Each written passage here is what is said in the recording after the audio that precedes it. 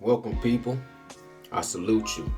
This is Nocturnal Thoughts, and this video is just my reaction video to Deontay Wilder versus Louise King Kong Ortiz. We all know by now how that fight ended in dramatic fashion with a highlight knockout in the 7th round. Absolutely saluted, absolutely amazing. He done it again. You know what I'm saying? He done it again. Look at the way he laid out Dominic Brazil. Whew. Look at the way he laid out Tyson Fury. Man, I don't have enough fingers and enough toes. I would need 8 arms for me to count how many people he's knocked completely flat on the back, shivering, having seizures, folded over like lawn chairs. It's absolutely undeniable. He has a right hand that is a signature. It is like you might as well take that arm off and put on the arm from the Avengers with what's the dude name? What's Captain America's best friend, Buddy, or whatever this dude name is. You might as well have a titanium arm right here. You know what I mean? That is an absolute cannon. Louise King Kong Ortiz was cannon fodder. There's nothing that he could do. He had the perfect strategy. He had the perfect game plan. He executed perfectly as a slick Cuban southpaw with all the skills, over 500 fights, including his amateurs, with all that experience, with all that technical ability, with him having Larry Wade, getting his conditioning, his strength, everything was on point. That was the best he could possibly bring to the table. And all it took was for one right hand to put this man to almost, it has to be humbling. But also I have to give respect to Louise King Kong Ortiz. He needed to know that first fight, it was still some questions he had as a warrior, as a true warrior. He still had some self-reflecting questions where he said to himself, maybe it wasn't all him, maybe some of it was me. I could do something better. I can improve. The referee didn't let me get back up and I got knocked down 3 times, but hey, I still felt like it's something else I could have did, an adjustment I could have made in my training, in my mentality, in something, and bring it to the table and have a different result. And what happened was, he understands now that no matter what he does, if he fights a Deontay Wilder and he gets touched with that power, then he's going to get baptized. He's going to get blessed. He's going to get put into a comatose. And he respects that and he salutes that. And I like to see that as warriors, that you cannot find, I find no fault in the outcome of this fight. You know, contradictory to the Tyson Fury fight, there's still some questions. Nowhere near the extreme questions that we have with Anthony Joshua and Andy Ruiz. But Tyson Fury, Deontay Wilder, we still have questions. I'm sure both men still have questions. Tyson Fury says, man, I won that fight. Ben Davison says, you know, he's fighting for a belt and he's fighting for a belt that he doesn't deserve. Deontay Wilder is. Ben Davison is saying, it was a good knockout. I didn't see much improvement and I feel like he's not even the true champion. My guy, Tyson Fury, is the true champion. Then you get Tyson Fury, and you can take it with a grain of salt, but he's saying, oh, it was a lucky punch. Oh, he's still, I will outbox him and I'm going to school him worse than I did the first fight. Bomb City, you know. Laughing emoji. That's Tyson Fury. That's what he's supposed to say. That's what he's supposed to do. Ben Davison, that's what he's supposed to say too. He's saying the right things. But realistically, logically, anybody with functional cells in their brain are thinking, how in the hell do we prevent this man from landing one punch? Because it's not like in the first fight, Tyson Fury was untouchable. He was not Elliot Ness. I'm sorry. He had some good slick rounds.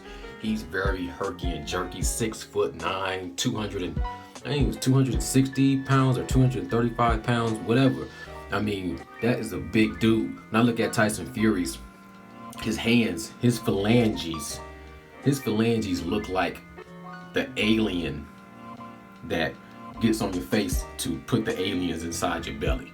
That little thing they use that crawls across, that's what Tyson Fury's hands like. I mean, Tyson Fury is a gigantic person, and he's light on his feet. He has good head movement. Probably the best heavyweight boxer that we have, period, hands down.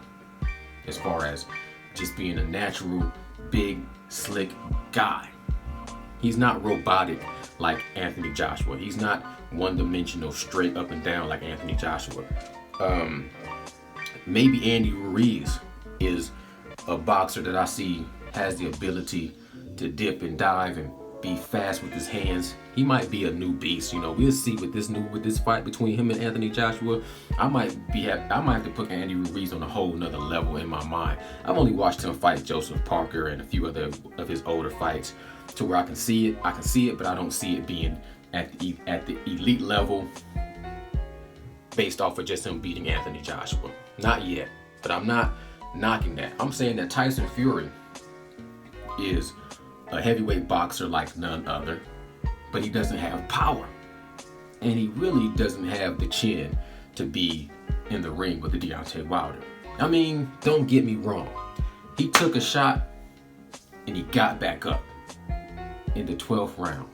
And I think it's because Deontay Wilder is punching up that it takes a little bit of steam off of his power. So it's going to be hard for Deontay Wilder to catch him. You know what I'm saying? It's going to be hard for Deontay Wilder to catch him because he's so damn slippery. But Ben Davison got to be thinking, this man, Deontay Wilder, speaks it, believes it, receives it prophetically. Is that a word? Like a prophet? Prophetically. And when he says you have to be perfect for 12 rounds, I have to be perfect for 2 seconds. That's word is bond. That's his word. And that's been backed up and proven over and over and over and over again. So there's no way Ben Davison can look at that and be like, lucky punch, we'll dodge that right hand all night long. He's just one-dimensional. No. I like what Blue Blood says when he says Tyson Fury. When he says Deontay Wilder, all he has to do is punch down to the solar plex of Tyson Fury. You know what I'm saying? Punch down to the solar plex, and eventually that right hand is going to come. Once he hides it enough, that right hand is going to come down the pipe, and it's bam, good night. You know what I'm saying? Because I just don't see Tyson Fury fighting a perfect fight. Now I know I can't base it off of his performance with Ato All In Falin. You can't base it off of that. I'm pretty sure that Tyson Fury took that fight with a little less senses involved. He could dull his senses down a little bit and say, I gotta take this guy seriously, but I don't have to have my senses as heightened as they were to fight a Deontay Wilder. You know what I'm saying? It's like he could say, I can relax a little bit, put my guards down a little bit, and you see what happened. With this cut over his face, that lobster cut, with his father saying, you need to fire Ben Davison, man. He got you having little pillow kitty punches. You lost too much weight. You worried about looking like a model, and you need to scrap your team. They not doing you they're doing you a disservice. They're not getting you in the shape that you need to be in. Matter of fact, his dad said that any top 10 heavyweight would have beat Tyson Fury the night he fought out of Ireland. So he's going to have to step up his game from that to fight Deontay Wilder, right? So I just don't, for right now, no prediction at all. I'm not making a prediction, but what I'm saying is Tyson Fury, what he's banking on, to me, he's banking on Deontay Wilder not being on his A game.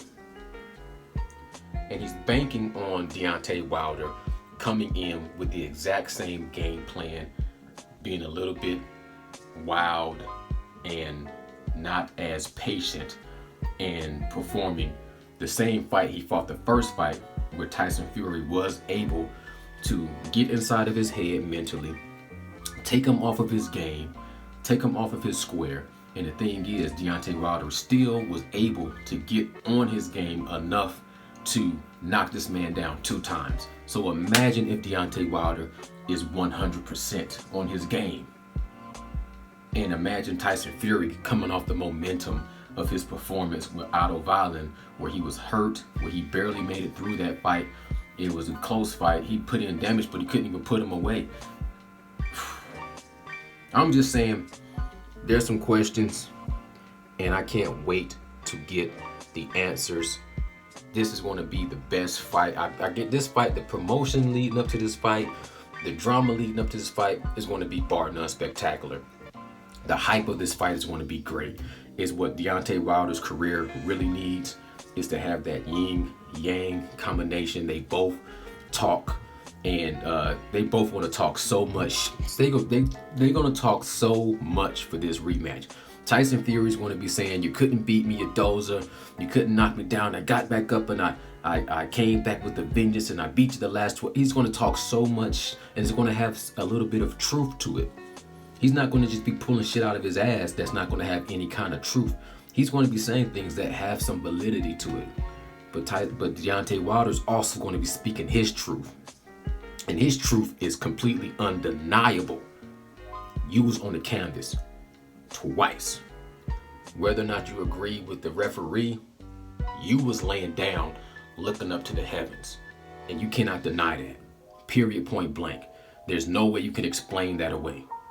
And to say you're going to fight me again and I'm going to come in better and you're going to come in better, what's going to happen? Tyson Fury, Deontay Wilder, February. I can't wait. It's going to be a great fight. Beautiful fight. Woo! Woo!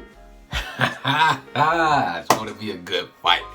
Other than that, people, hey, all my new subscribers, man, I appreciate y'all. I'm working on this. This shit takes time and dedication, and I'm a very, very busy man. But anyways, I know y'all just here doing this for 10, 15 minutes. No. I've been working all day long, and I'm about to work all night long.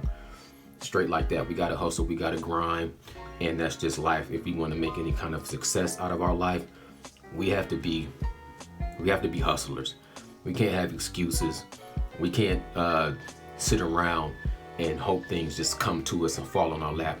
We have to grind. So everybody that tuned in, that subscribe, that leave comments, I appreciate y'all. I appreciate y'all because I know that y'all can relate, and y'all out there hustling too. Y'all out there grinding too. And y'all inspire me. I hope I inspire you, just like, you know what I'm saying, all the Deontay Wilders and Tyson Furies and King Kong Ortiz's and AJ's and Andy Ruiz's of the world. It's all about inspiring each one, teach one. If I have just a little bit I can share with you that can make your day better or make your mentality think a different way, and you tune in and you hear it and you put it back out there in the world,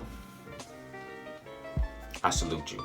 So Anthony Joshua, Andy Ruiz, man, I want to get to chopping that up. Also, man, don't forget, man, Terrence Bud Crawford fighting Egidijus Kovalevskis. That's a fight coming up. Jermell Charlo versus Tony Harrison. That is another great fight that's coming up. Boxing is on fire. So let's keep on stoking that flame. Let's make it hot, people. This is Nocturnal Thoughts. And I appreciate you. And I salute the real. and I can't hear you if you ain't got nothing to say that's real. Peace.